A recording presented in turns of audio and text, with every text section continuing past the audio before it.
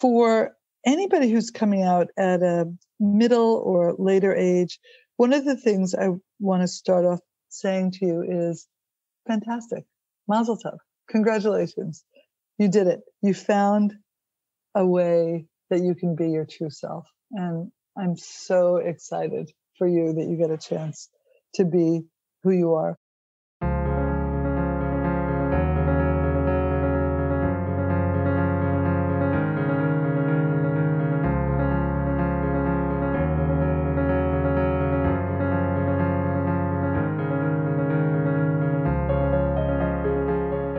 Welcome to Graying Rainbows, the podcast community for people coming out LGBT plus later in life. I'm your host, Dr. Ginger Campbell. Wherever you are on your journey, I hope this podcast will help you feel less alone. Today I have a very special guest, Dr. Jane Fleishman, author of The Stonewall Generation, LGBTQ Elders on Sex, Activism, and Aging. Before I share today's interview, I want to remind you that you can find more episodes of Graying Rainbows at grayingrainbows.com, and you can subscribe for free in your favorite podcasting app. You can also get show notes automatically via our newsletter. Just use the link in the show notes or text Graying Rainbows as all one word to 33777. Spell graying with an A. Graying Rainbows, all one word, to 33777. I'd love to hear from you. You can send me email at grayingrainbows@gmail.com. We also have a fan page on Facebook, and the Twitter handle is grayingr.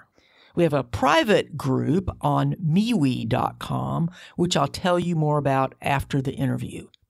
So let's jump in to my conversation with Dr. Jane Fleishman. Jane, it is great to have you on Graying Rainbows. Thank you so much for having me. I'm psyched to be here. Would you mind starting out by just telling us a little bit about your own personal story? Sure. Well, first of all, I love the premise for Graying Rainbows, and I love the idea that each of us has a different journey that we go on, right? And that coming out for me was a multi-layered sense of myself. I grew up in New York, and I grew up in the heady times of the late 60s, early 70s. Lots of activism, lots of excitement going on, and all of it was just one Long Island Railroad train ride away from my Long Island home into New York City. And I grew up in the shadow of the Stonewall Rebellion, which hopefully we'll get a chance to talk a little bit about later. And I knew there was something amiss, something awry, something a little bit different about me in high school, but I didn't quite know what it was. And it took until college for me to realize that I was attracted to other women. And as a cis woman who was a little bit afraid of my attraction, I wasn't sure what to do about it. It came out a few years later and never, as they say, I never looked back. I'm so happy that I was able to make that kind of decision and that choice in my lifetime, and that I was living in a place where I could be accepted and that I had a wonderful family behind me who supported and accepted me. I had a great career, by the way, in the public sector. I worked as the director of training and medical education at a large psychiatric hospital before I retired, and spent about 30 years in the public sector, and I'm very proud of my work in public service. But when I retired, by the way, I retired at age 55. Not that old, right? That's young. And I knew I wanted to make a little bit more trouble. I wasn't sure what it would be in, but I knew I liked talking about taboo topics. For instance, in the 80s, I loved working on the issue of the AIDS crisis, which had taken so many of my gay male friends. And I knew that I liked talking about issues like race and racism. As a white person, I knew it was my responsibility.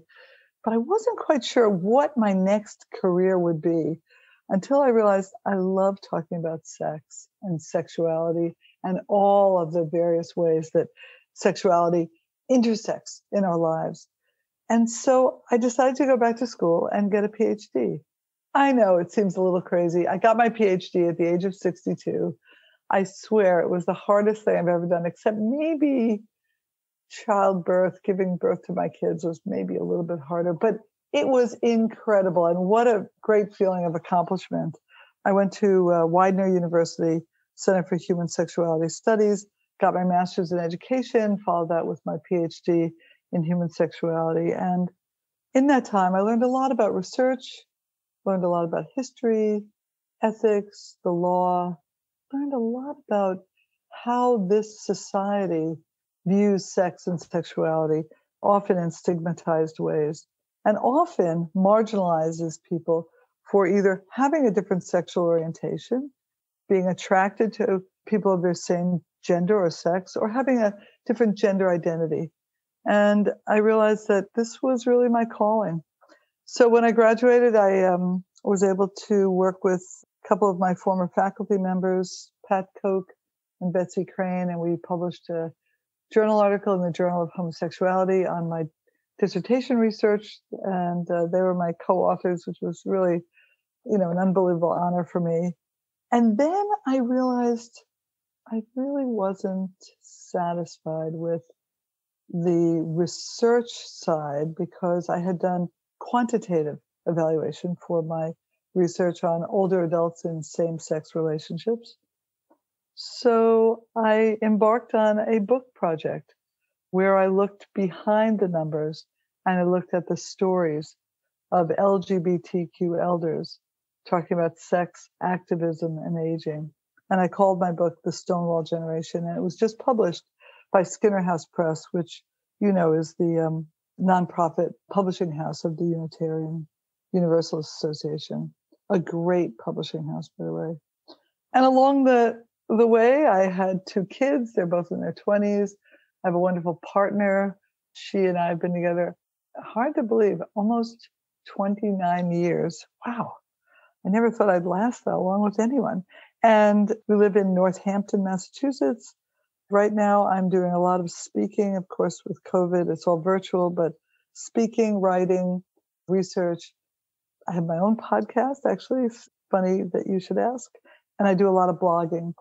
All of my work is about older adults and sexuality. In particular, I'm interested in older adults who are either identifying with or have same-sex relationships and are older. And I consider older anybody over 50. Although I have to say, I think AARP is lowering their older definition, but I'd say anybody 50 or older. So that's where I am now, and I'm really excited. The work I'm doing is a lot of fun, and it also feels very important to be doing because the stories that I've been hearing from people I've been interviewing and researching for my book and also talking with through all my lectures, they're just phenomenal. And they're stories that we need to hear. And I'm looking forward to talking a little bit about your book, which I have to admit I discovered because of General Assembly this summer, which is the big meeting of Unitarian Universalists, which I was planning to go to for the first time in person last summer, but that didn't happen. It's because I had Providence and Provincetown confused. But anyway, that's just a joke for another time. That's great. Well, if you ever get to Providence, Provincetown is really close. Yeah. I've only been to Boston once, and that's my entire Massachusetts experience. I see. Okay. I've lived in the South almost all of my life, since I was about 8. Anyhow, I'd like to talk a little bit more about your story, Jane. I am curious, given that there's kind of this myth that until recently, women who loved women didn't have kids, right? Mm-hmm. Do you mind talking a little bit about how you came to have your kids, even though you have been long time self-identified and never married a man? You're absolutely right. When I was contemplating having children as a younger lesbian, I was in my 30s. I remember distinctly someone saying to me, "You can't have kids, you're a lesbian." It was like, wait a minute. I don't really get how those two are equated, but in people's minds, it was just not done. Part of it is that we see people in monolithic terms, that if you choose one role, you can't choose any other roles. That was true for women in the 50s when my mom, as a young housewife, she was told that's going to be your job, is taking care of the kids. And it wasn't until we all got out of high school that she went back to school and got her teaching degree and went out and started her own career outside the home. For me, as a young person, I knew I always wanted to have kids, and I knew I always loved women. So how did I do the two? Well, it wasn't that simple. I remember going to some medical practitioners who, first of all, asked me the question, are you on birth control? And I said, no. And they said, oh, you're trying to get pregnant? I said, not yet.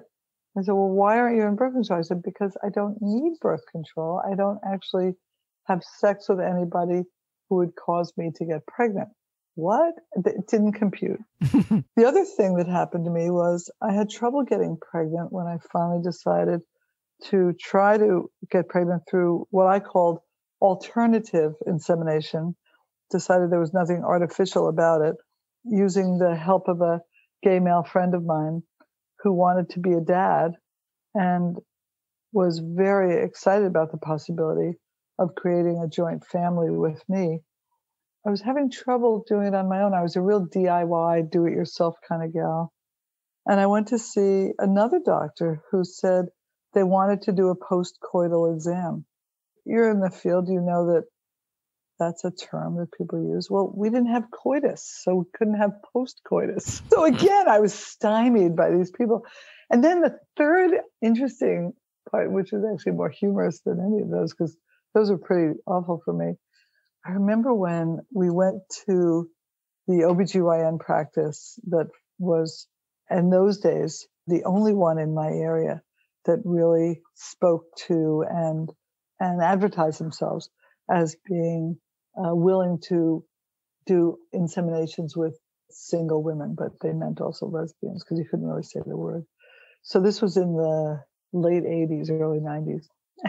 So when the soon-to-be father of my kids and I showed up in the waiting room, they handed him Playboy girly magazines in order that he could produce the sperm. And he said, that doesn't really work for me. You know what I mean? Like, it was just hysterical that he was a gay man and they didn't realize that actually he could do something different. So in any case, the road was not paved for us.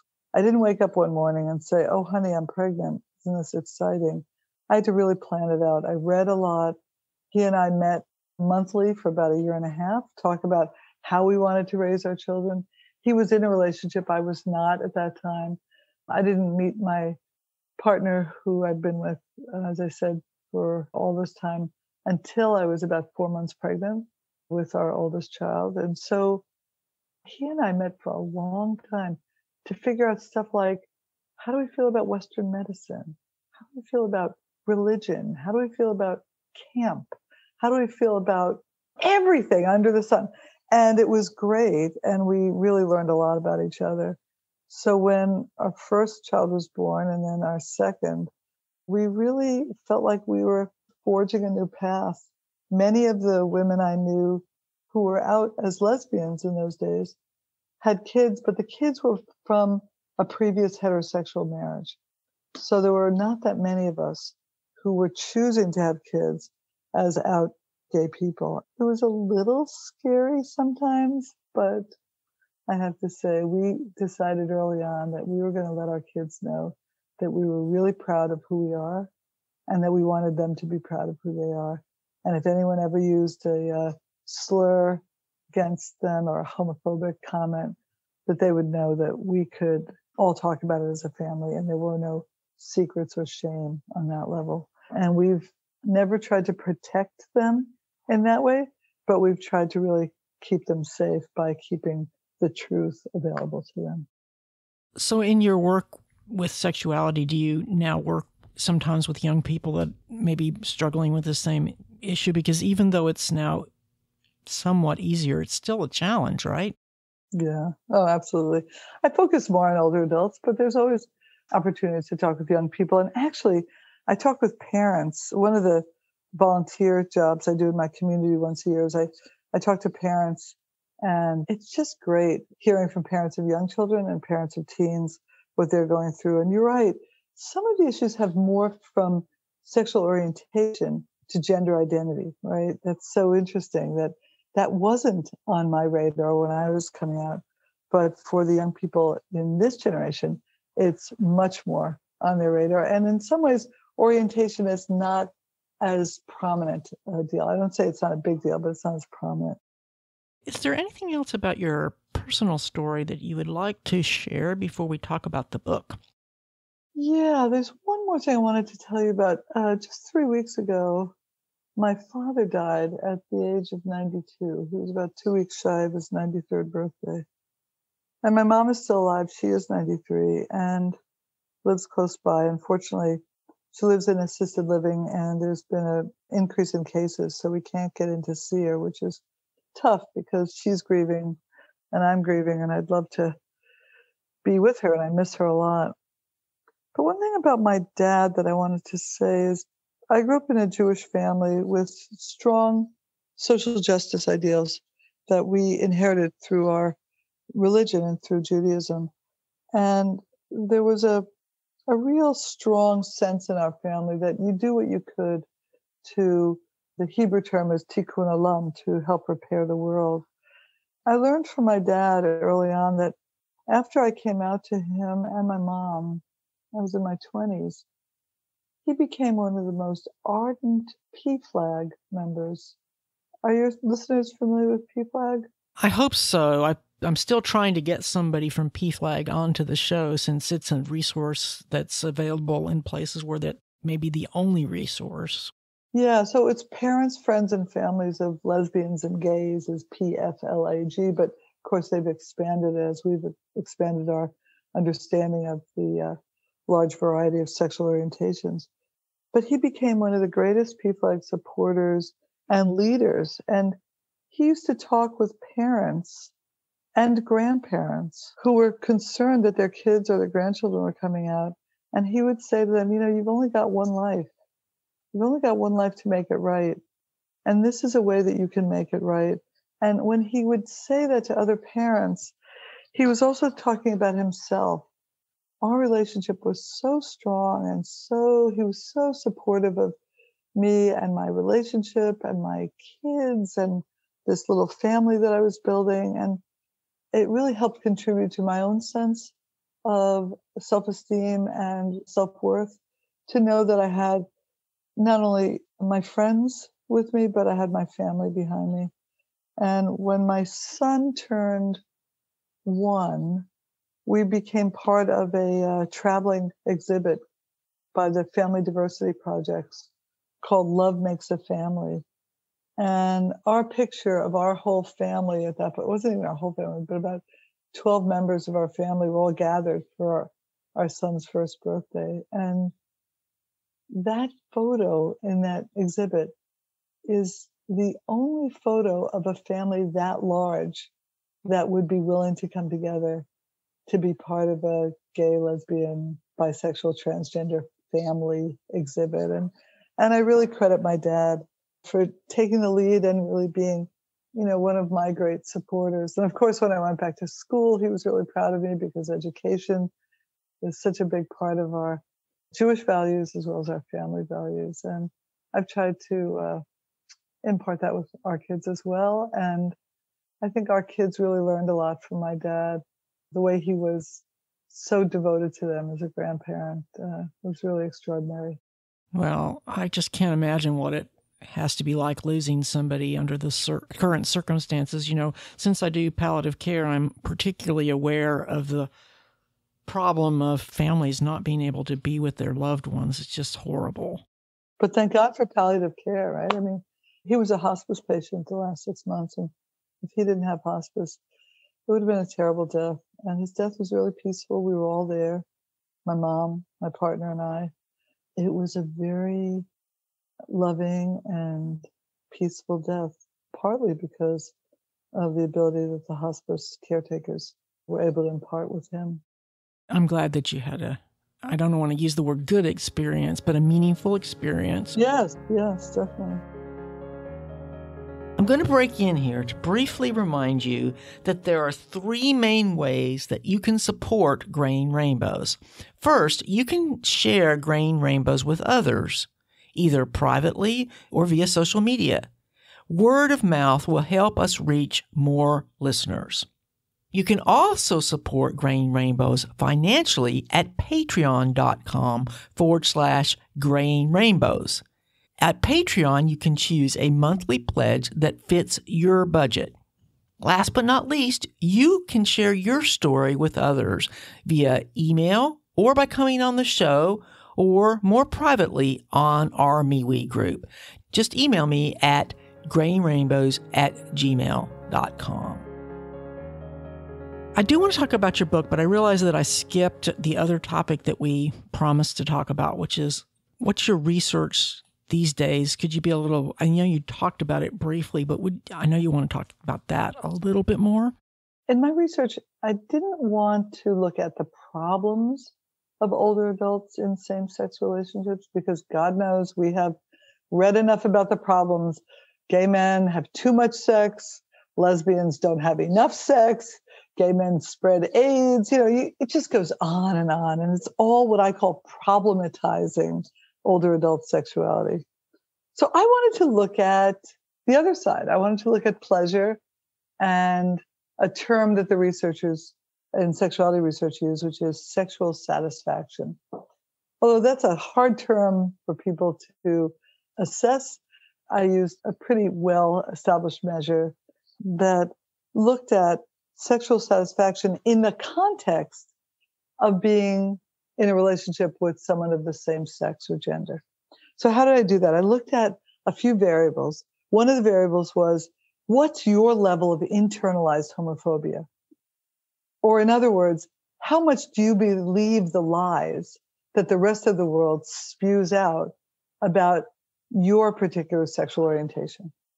Secondly, I looked at sexual communication. How well are you able to talk about what you want and, more importantly, what you don't want? Thirdly, I looked at resilience. How do you deal with the ups and downs and the turmoils of life? And then the last one I looked at was relationship satisfaction. How much do you feel that your relationship is going well or not so well? And how do any of those variables interact with sexual satisfaction, or how well you feel you're sexually satisfied, fulfilled in your relationship? Now, I didn't ask people to identify as any one of the letters of LGBTQIA, et cetera, et cetera. I felt like the population I was looking at, which was people ages 60 to 75, may include some people who, like some of my friends, don't really feel that comfortable identifying with a particular part of that alphabet soup. But they knew that they were involved in a relationship with someone of the same sex or gender. And so I asked for people who were interested in filling out an anonymous survey online from the US and also from Canada. And I got people from across the country and across the provinces of Canada. And what I found was that people were very interested in telling their story, at least through this survey. And I had a few open-ended questions so that they could give me comments. Guess what I found? Have you any idea? People still have sex? All right. Well, yeah, that was for sure. Yeah, people are still having sex. But what I found was so interesting. What I really wanted to know was, what are the variables that help or hinder your sexual satisfaction? And so I'm going to draw a little diagram for you in the air, but you can't see it because we're on the radio. But what do you think people's internalized homophobia levels were in that age group in same-sex relationships? I bet they were pretty high. That's what I thought. But no, once again, I love this about being a sex researcher. My assumptions were wrong. And once again, I can say to myself, listen to what you always tell other people. Don't have any assumptions. This group had very low internalized homophobia.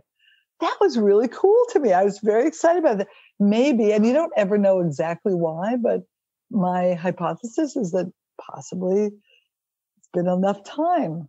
They've been out long enough They don't give two hoots about what other people say. You know what I mean? Like, I don't really know why, but I do know that they scored very, very low on internalized homophobia, which made me, as you can hear, very happy.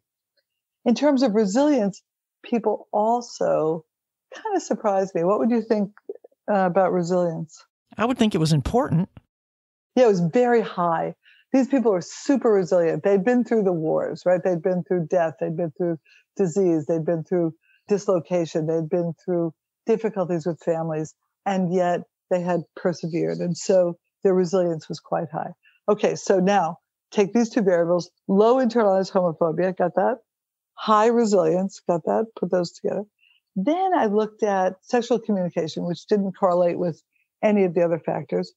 But I did find that relationship satisfaction was moderate to moderately high. It wasn't super high, it was moderate high. And what I found was that relationship satisfaction was correlated to this low internalized homophobia and this high resilience. So there's a little triangle there. And what's cool about this all was that I looked for predictors. And the only predictor of sexual satisfaction out of all these variables was relationship satisfaction. And so again, it said to me, you've got to feel good about yourself. So that internalized homophobia and resilience. And you've got to feel good about your relationship. And from there, right, contextually from there, that becomes the predictor of higher sexual satisfaction. Was the sexual satisfaction high amongst this group? I would not say it was high. I would say it was moderate. And that reminded me once again that we need to do more education. So as a sexuality educator, I'm all about educating people about how to have more fun having sex, not necessarily more sex, because again, some of these variables like frequency don't necessarily mean you're having a great time. It just means you're having more sex. But to have more fun and to have more satisfying and pleasurable sex, which means consensual, safe, and what we would all call pleasurable. So in any case, I'm just really excited about it. You know, when you do a dissertation, you don't necessarily have to get any results, but I was so excited about the results I got. I really learned a lot. And since then, I've been educating people about it as well. And people have really found it to be extremely helpful. Because once again, my premise was, I don't want to look at the problems. I want to look at what are the successes. And I learned something about that. That's really fascinating. I have a question that I'm not sure exactly how it fits in, but one of the themes that's come up with many of the people that I've talked to, and not just women, it's been men and women, talking about realizing that they had attraction to same sex, even though they haven't actually had a relationship or any actually same sex, but they still know that they are. I think I came out at a time during the second wave of feminism where we had kind of an intellectual response to our sexual orientation as well as a body or physical response. And I know that there were many women that I came out with who said they had never had sex with a woman, but they knew that they were lesbians. How did they know? I don't know. They knew. I don't think I've ever seen anybody do really extensive research on that. But there are men as well who said from earliest ages they can remember that they knew that they were gay. How did they know? I don't know. They just knew. I came out at a time where it was okay to say people were making a choice. And so that might have been part of it. Now the current way people talk about same-sex attraction is that it's immutable, but I'm not of that school, but that's the current way people talk about it. I think about it less as essentialist and more as a liberationist, if you will. I believe that there are people who in the 60s and 70s wanted to find some different way of being in the world sexually. And so they were choosing their gayness or their lesbianism. That may also have some parallels to gender identity discussions that are going on today. I do know, because I interviewed a lot of people for my book after I wrote the article, I wanted to make sure I had people in the trans community as well. I didn't get enough people in the trans community to have the ability to look at more than two genders in my quantitative research. So I only looked at women and men, but there were a few trans people who responded but I just didn't have enough to make it statistically significant. So that was I think, a limitation on my part in my dissertation research, but in my later research on the qualitative level, I did interview more trans-identified people, and it was very helpful.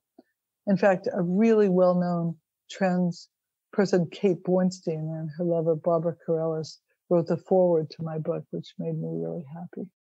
Obviously, the motivation behind writing the book was to get these stories out and help people to, there's a lot to learn, including just having more appreciation for what that generation went through. I consider myself sort of the next wave, because I was like 12 or 13 when Stonewall happened.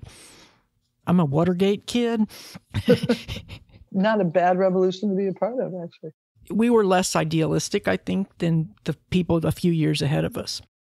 There's so many powerful stories, but I was thinking that perhaps we might focus on the two you have of the people who were actually at Stonewall.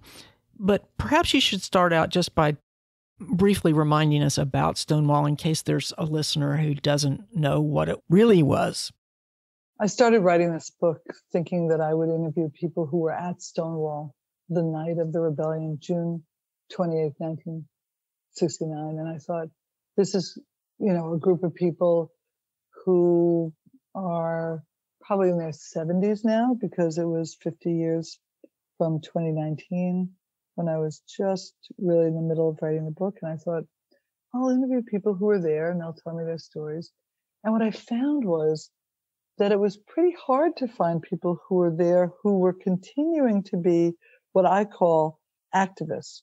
So remember when I said I wanted to go back to work after I retired from my public service job because I wanted to do a little bit more of what John Lewis said of getting into good trouble and be a little bit more like RBG, Ruth Bader Ginsburg, continue to do my work at a later age?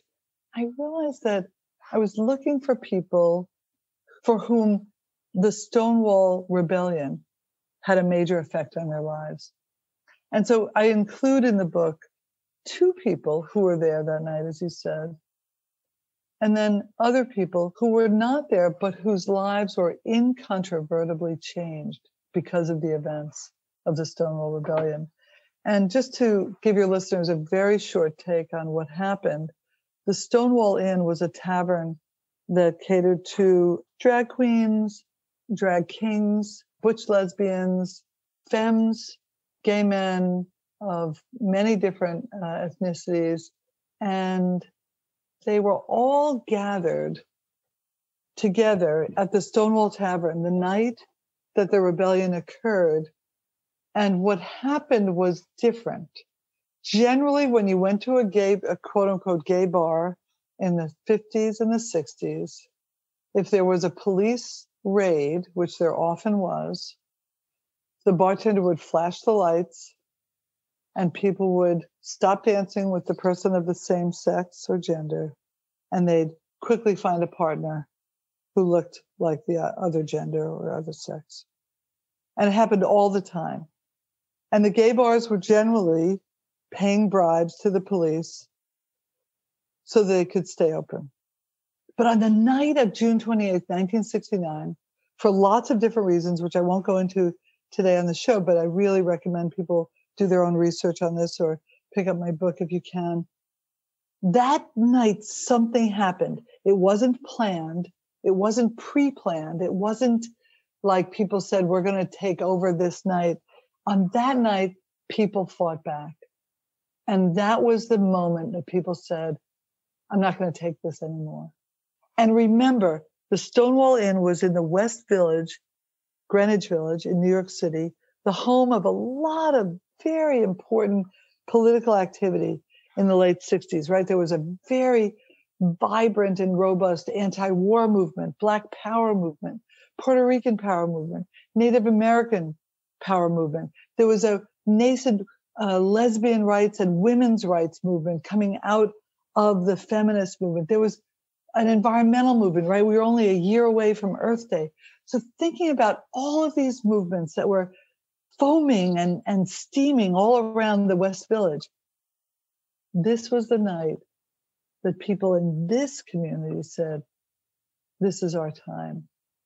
Now, the rebellion wasn't just a riot, it was a rebellion, and it lasted, we think, about 6 nights, although again, the history is hard to always amass, and there wasn't great reporting, but there was a Village Voice reporter who was inside the tavern that night and continued to report on it. And you can find stories about it if you look online now. But that was the beginning of what many people call the birthplace of the modern LGBTQ or gay rights movement. Now, of course, it wasn't the first, and it certainly wasn't the last. There were other movements of drag queens and gay people who were standing up for their rights in the 40s, the 50s, and early 60s. But Stonewall became kind of a beacon of hope for many people. And the next year was the first Pride March on the anniversary of the Stonewall Rebellion. One of the great stories, I think, that I learned from Susan Stryker's research and other people's research was that it was happening on the West Coast as well as the East Coast. But people didn't have the internet then, so we didn't have as much information about each other. You can watch her great documentary, Screaming Queens, on Amazon if you have Amazon Prime. Yeah, it's great. It's so great. One of the things that gets forgotten because of the way that Stonewall's also turned into sort of a commercial thing with Pride is that the people who were on the ground were mostly trans women. That's why I wanted to talk about Miss Major Griffin Gracie's story. There's what I've been calling a whitewashing of the early Pride and early, what I think of as quote unquote gay rights movement, that people think it was all young, white, male, gay sort of hippies, when in fact, you're absolutely right. The people at the front lines were sex workers, drag queens, and trans women. Marsha P. Johnson, Sylvia Rivera, and Miss Major Griffin Gracie, whom I interviewed, who's still alive. The others have passed. Miss Major, I met at the Creating Change Conference, which is a wonderful activist conference for the LGBTQ communities all across the country and for the movement. And Miss Major said that she was radicalized having been in prison at Dannemora. And some of the people who had led the Attica prison riots were sent to Dannemora, and she got to know them. And she learned a lot from them about activism. And she also learned from her own experience as a sex worker and as an emerging trans woman that she was facing tremendous disproportionate discrimination and oppression inside the prisons. And she spent many a night at the Stonewall Inn after work. And she talks about that in my book, in the interview, where she said, I went there, I had a couple of things to do uptown, and then I went downtown to check on my quote unquote girls. That's what she called the other women that she was working with, just to make sure everybody got out okay that night. She said when the cops came in that night, she had learned from being in other scuffles that what you do is when you get knocked down, you stay down. Because as soon as you get up, they're going to beat the living daylights out of you. And she knew that from her own experience. And Miss Major went on to lead an incredible movement for the last 40 years, looking at the disproportionate treatment against trans women of color in incarcerated settings around the country. And we know today that police brutality against trans people in the trans community is incredibly high. And Breonna Taylor is just one terrible example of what can go wrong when people are looking for the wrong people in an apartment, whether you're Black or trans. Really being Black has been one of the key risk factors for so many people in our country. But for trans women particularly, Miss Major has taken that issue that we think of as a current issue of police brutality, and she's been working on that for over 40 years. And she's down in Arkansas now, actually, putting together a retreat center for trans women of color who want to learn how to be organizers, based in large part on another retreat center for organizers in Tennessee called the Highlander Research and Education Center, one of the places that I feel is one of my spiritual organizing homes. I've been there many times. So Miss Major, her life changed, not just because of Stonewall, but because of all the experiences that she had before that culminated in those nights of what it was like to see people fighting back. Another person that I interviewed who was there is a Puerto Rican guy. His name is David Velasco Bermudez, and he calls himself a Stonewall veteran. And he's a member of the Stonewall Rebellion Veterans Association. And Dave's a great guy, too. He's an amazing guy because, like Miss Major, who is Black, Miss Major sees her role as really being, in some ways, a guiding force, a leader. Some people call her Mama. She's someone that many people look up to. Dave is similar to that. He, as a Puerto Rican man, said his life was changed just by going to the bar that night. And he said he sat with the Latin guys in the back of the bar. They were nursing drinks because they were upset that Judy Garland had just died that week. And they were upset about her death, and they had revered her. And they were just going to have a couple of drinks, right? They were there, like Miss Major was there, just to make sure that they ended the evening well. And when the cops broke in, Dave recounts the story of what it was like to be barricaded and how frightening it was and how Stonewall changed his life. And I would say it changed his life and made an activist out of him in a way that I think never could have happened. And now Dave speaks at high schools and colleges, and he's been the Grand Marshal for a couple of gay pride marches. He's an inspirational guy. And I love talking with him and his partner, Bob Isidore, who actually was the first out gay chairman of the Democratic Party for Cape Cod and the islands. Dave and Bob are incredible sources of strength for many young people, and they have spent their lives really dedicated to sexual freedom and to gay, lesbian, bisexual, transgender liberation.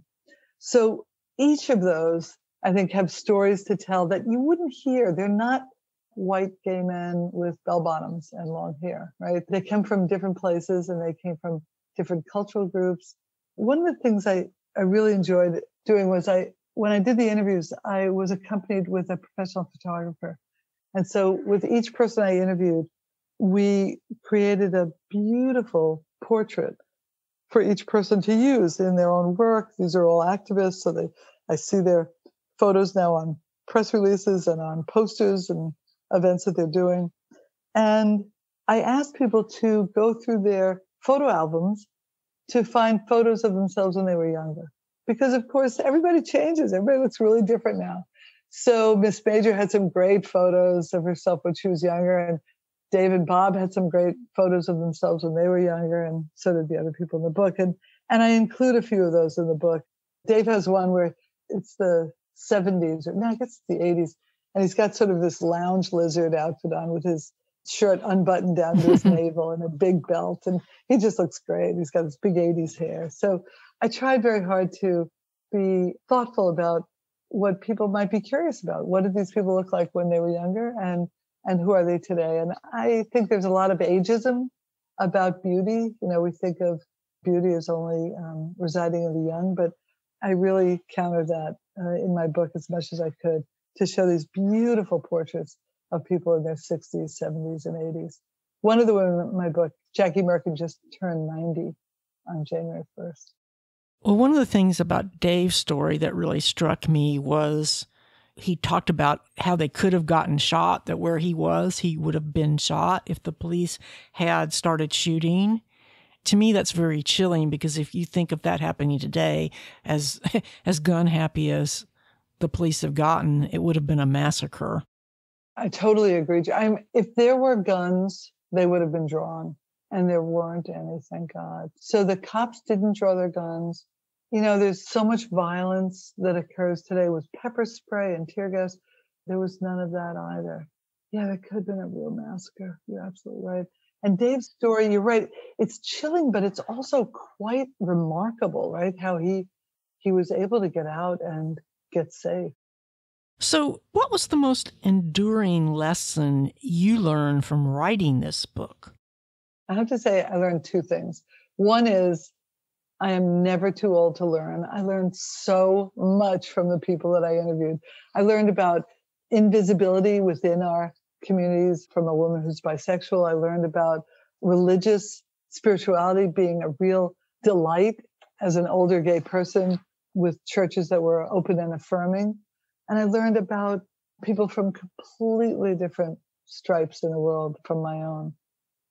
But the second thing I learned was that there are young people, not just old people, but young people who are very interested in this period, who know nothing about it, and who are blown away by the stories that they're reading. And so I've been doing these book talks all around the country. And in one of the talks I gave, there were a couple of young people here who said, I never knew anything about this. And it just kind of blew my mind. So I thought I was going to be writing a book for older people who wanted to see their stories resonating with other people. But I realized that there's another whole generation that is inspired by the work of the Stonewall Generation. What was your biggest surprise? My biggest surprise was who I chose. As you're doing a project, I don't know if you've had this happen to you, but while you're doing a project, it's hard to look from way high above. You're so immersed in the details and the lists and the to-dos. But by the end of the project, I realized everybody I interviewed, including Joey Wasserman, who's a younger person who works at SAGE, which is a wonderful group dedicated to making the lives of older LGBTQ people better.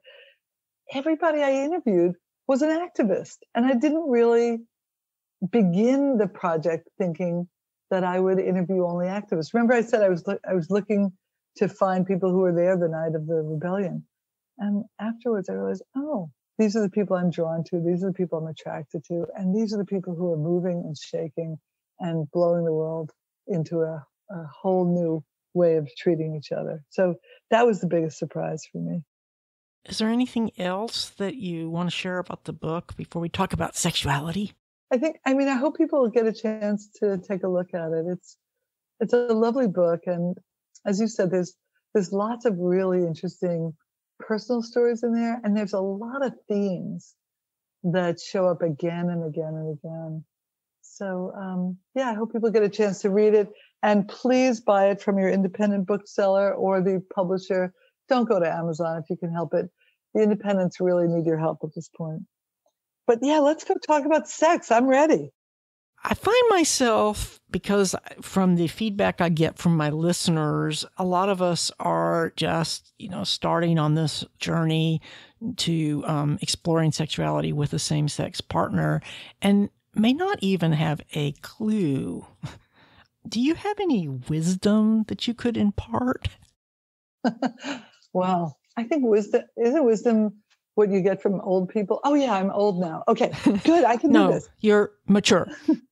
So thank you. So for people who are just coming out at an older age or people who are coming out at midlife, one of the funniest things I've been noticing is that midlife women who've been studied by sexuality researchers mostly report some of the highest sexual satisfaction. I no longer am midlife. Midlife is like 45 to 60. So I'm in my late 60s now. So I miss that. But hey, there's still hope. There's still time. But for anybody who's coming out at a middle or later age, one of the things I want to start off saying to you is fantastic. Mazel tov. Congratulations. You did it. You found a way that you can be your true self. And I'm so excited for you that you get a chance to be who you are. Lisa Diamond, who's one of the sexuality researchers I respect a lot, wrote a book called Sexual Fluidity, in which she said that depending on context and age, people can change their orientation and they can come out at later ages or find a new way of being sexual in the world. And so if you're finding that you're coming out now at when your hair is gray, fantastic. And the one thing I want to say to you is you're not alone. There's many other people out there who are also interested and interesting. And except for COVID, which really puts a ringer on a lot of social interactions, we've got some great social networking going on for people who are older and coming out as lesbians or as gay men or as trans people or as bi. And I'd be happy actually to offer myself as a resource. I have lots of materials that I can give to people. I have some materials on my website. There's a lot of websites out there, but most of them are horrible. So I'd be happy to tell you about the 5 or 6 that are really useful. And I also, you know how we always talk about consent is not only saying no, but it's saying yes.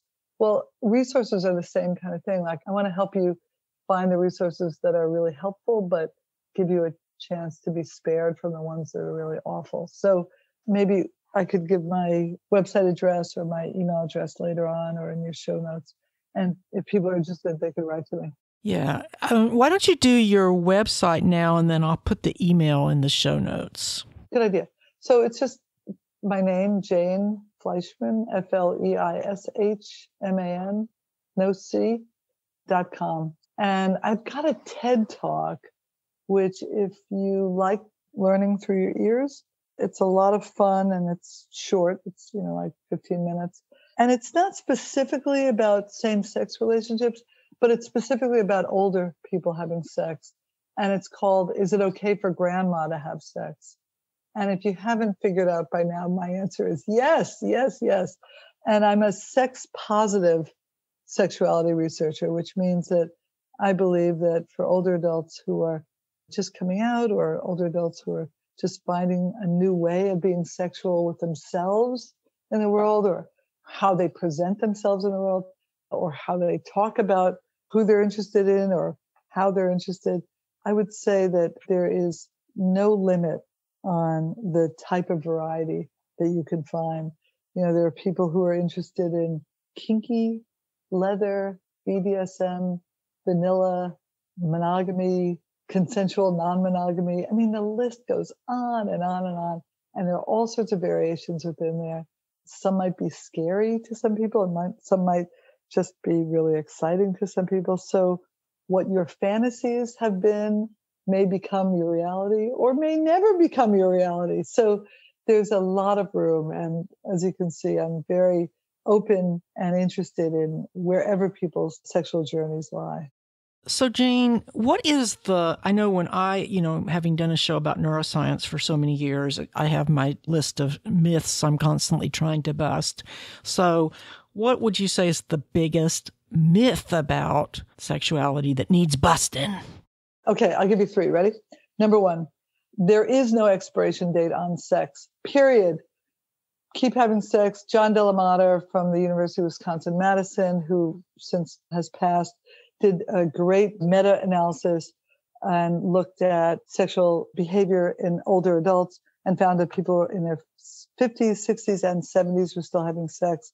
And in my anecdotal research, people come up to me all the time and say, I'm in my 90s and I have 4 girlfriends. And it's like, you go, girl, you're doing great. The second one is lesbians only have sex for the first 6 months of their relationships, and then it's all downhill after that. That is a complete and utter myth. Please don't buy into it. I don't even want to talk about it because so many women have bought into it for so long, and it is just not true. It's really up to you to decide when you want to continue to have sex and when you don't. The third one is that gay men are all promiscuous and they're all into spreading AIDS.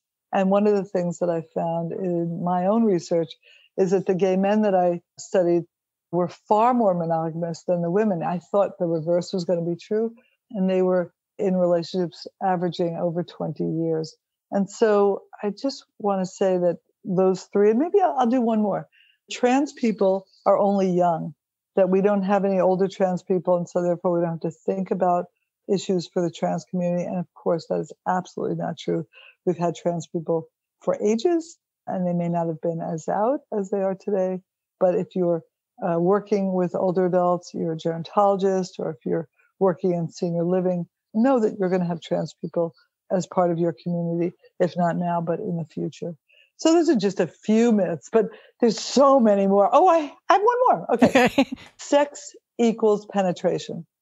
Well, sorry, gang. So for lesbians in particular, many lesbians just aren't interested in penetration. And for older women's bodies, because the vaginal lining gets thinner and because estrogen decreases, there isn't as much natural lubrication. And so penetration, if women are interested in it, becomes a little bit more painful. And so what I like to talk about is this term that doesn't really exist in a dictionary, but it's a term sexuality educators like to use, and that is outer course. So it's any sexual pleasure that you would get that doesn't involve penetration. So use your imagination. Tickling could be part of that. Kissing, heavy making out could be part of it. Let your mind wander, and the FCC won't know what you're thinking about. So lots of myths out there. Well, I look forward to sharing the link to your website so people can get more resources, because I think this is definitely a huge, huge need. Yeah, I totally agree. Thank you so much. Thanks for having me on your show. It's been such a pleasure. I'm grateful that Dr. Jane Fleishman was able to talk with us about her wonderful book, The Stonewall Generation, LGBTQ Elders on Sex, Activism, and Aging. Normally, I include an Amazon link in the show notes, but for this book, I'm going to include a link to the Unitarian Universalist bookstore that is at uuabookstore.org. Or you can buy it from your independent bookseller if possible. This is probably a good time to remind you that you can also find show notes in your podcasting app and at grainrainbows.com. In the show notes, I will include a link to Jane's website, and I encourage you to go there to check out her resources. I'm also including links to many of the other people Jane mentioned and a link to her email, which she has generously made available to anyone who wants to reach out to her privately. Finally, before I close, I want to talk about our private group on MeWe.com. We moved the group there last year from Facebook to provide better privacy for those who need it. You can learn more about MeWe's privacy policies at MeWe.com. Membership is by invitation only, but all you have to do is send me an email at grainrainbows@gmail.com. Many of you have joined the group, but no one seems to be posting. This is a vicious circle because new people come and see nothing there and they don't come back. So if you're already a member, please post. If you aren't comfortable with sharing something personal, write something about this month's episode or share your favorite episode. I want to thank those of you who support Grain Rainbows via Patreon at patreon.com/Grain Rainbows. Another way you can support my work is by buying my book, Are You Sure? The Unconscious Origins of Certainty, from your favorite online bookstore or at brainsciencepodcast.com. You can find more episodes of Grain Rainbows at grainrainbows.com. And as always, you can subscribe for free in your favorite podcasting app. If you want to get show notes automatically, sign up for our newsletter. There's a link in the show notes, or you can text Grain Rainbows, all one word, to 33777. Spell grain with an A. Grain Rainbows, all one word, to 33777. Finally, don't forget to email me at grainrainbows@gmail.com if you're interested in sharing your story. I'll be back next month with another interview, and until then, I hope you'll check out my other podcasts, Brain Science and Books and Ideas. Thanks again for listening. I look forward to talking with you again next month.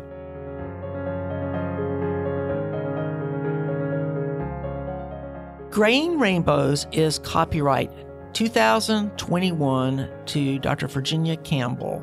You may copy it to share it with others, but for any other uses or derivatives, please contact me at grainrainbows@gmail.com.